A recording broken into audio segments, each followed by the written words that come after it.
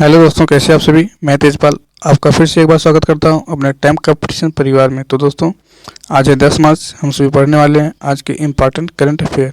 तो दोस्तों, ये करंट अफेयर की class SSC CPO MTS CHSL UP police री एग्जाम और रेलवे के एएलपी और टेक्नीशियन के लिए बहुत यूजफुल क्लास होने वाली है।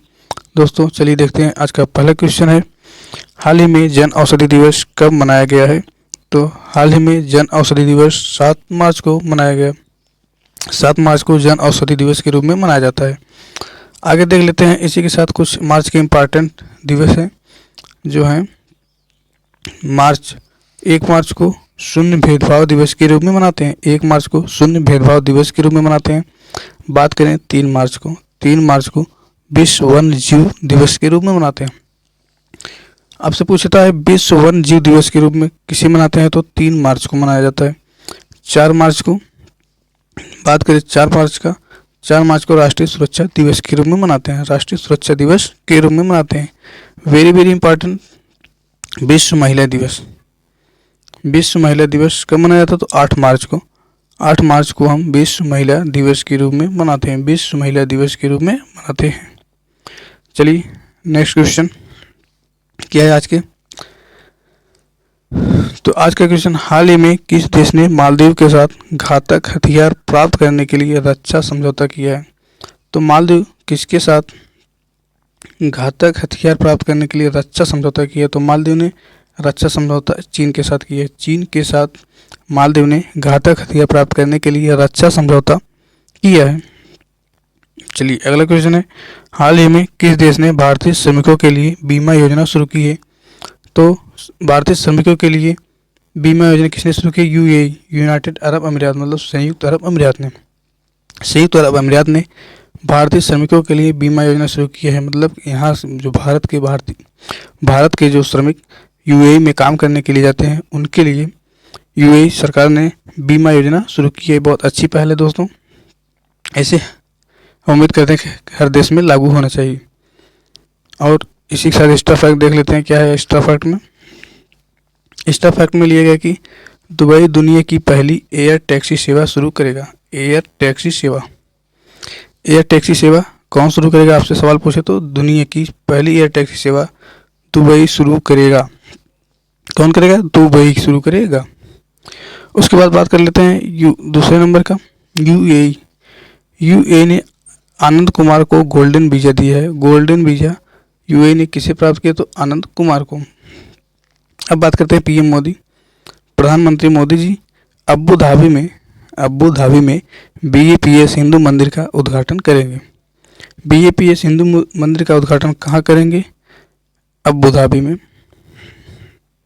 ठीक। आज का अगला क्वेश्चन है, हाल ही में वित्त मंत्री निर्मला सीतारमण ने एलआईसी के अंतर्राष्ट्रीय व्यापार केंद्र का उद्घाटन कहाँ किया है।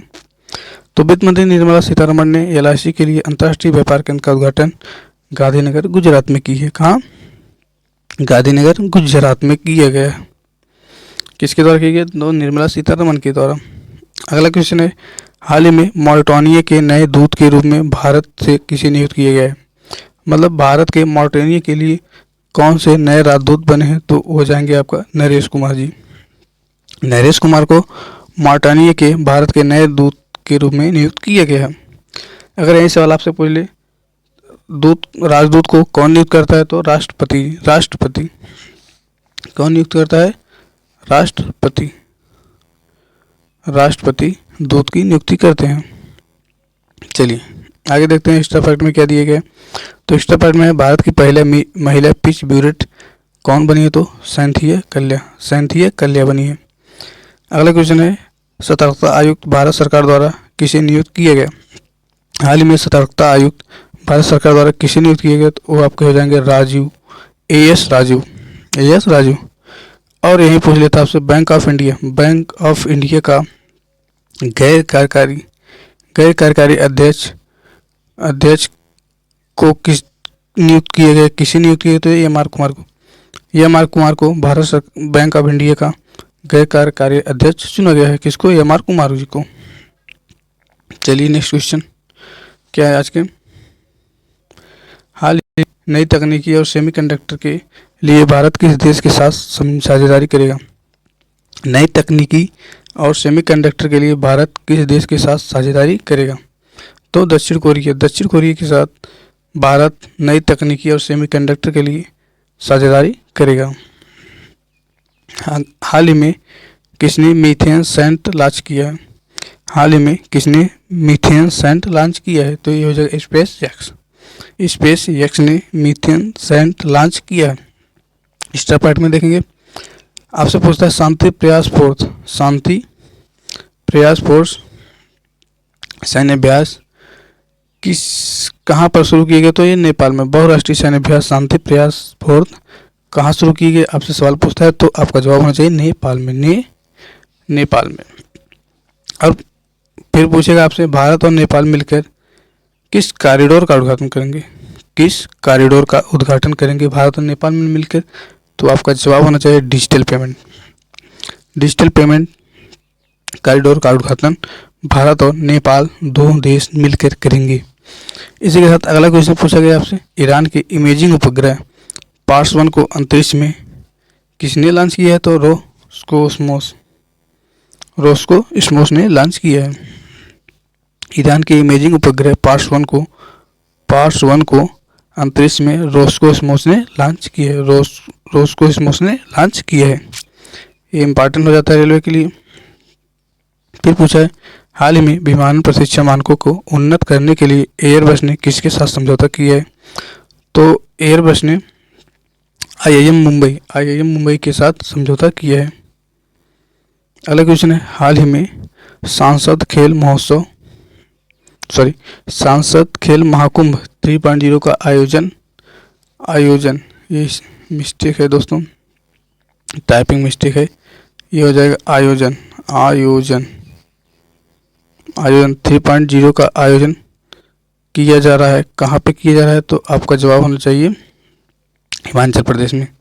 सांसद खेल महाकुंभ 3.0 का आयोजन कहाँ किया जा रहा है? तो ये हिमाचल प्रदेश में किया जा रहा है। आइए स्टेप पार्ट में देखते हैं। स्टेप पार्ट में हिमाचल प्रदेश सरकार ने विद्यालय विकास में सामूहिक योगदान को बढ़ावा देने के लिए अपना विद्यालय कार्यक्रम, कौन सा कार्यक्रम? अपना विद्यालय कार्यक्रम शुरू किया है। हिमाचल प्रदेश सरकार ने अपना विद्यालय कार्यक्रम किसके लिए शुरू किया है? अगर आपसे पूछे तो विद्यालय विकास में सामूहिक योगदान को बढ़ावा देने के लिए। किसके लिए? सामूहिक योगदान के लिए बढ़ावा देने के लिए। अगला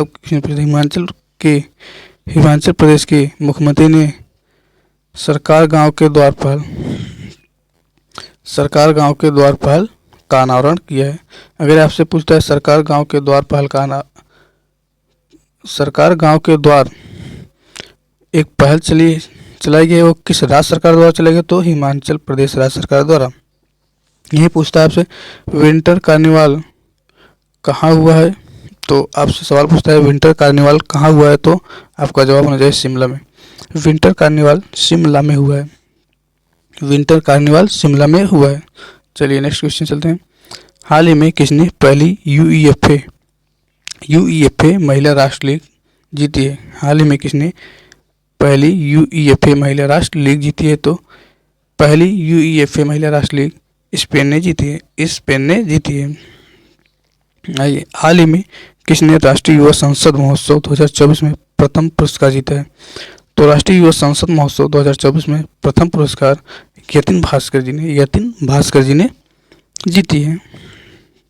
फिर पूछता है, हाल ही में किस देश ने अपने मूल्यों का अवमूल्यन किया है? तो मूल्यों का अवमूल्यन, पहले अवमूल्यन जानते हैं। अवमूल्यन मतलब मूल्यों का अवमूल्यन यहाँ का अर्थ हो जाएगा कि अपनी मुद्रा किसी दूसरे मुद्रा से कमजोर करना, कीमत को कम करना।